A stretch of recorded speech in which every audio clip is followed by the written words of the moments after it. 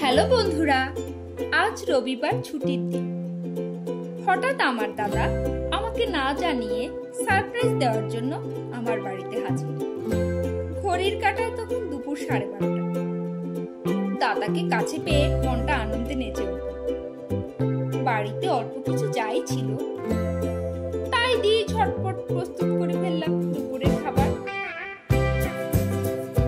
আজ দুপুরের মেনুতে রয়েছে সর্ষে পোস্ত দিয়ে ইলিশ মাছের ঝোল, ঘন মুসুরের ডাল, সাথে রয়েছে ডিমের ঝাল, সবার শেষে রয়েছে টমেটো চাটনি। দাদা তো খেয়ে খুবই খুশি।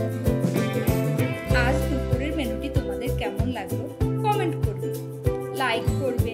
ভিডিওটি ভালো লাগলে আমার চ্যানেলটিকে সাবস্ক্রাইব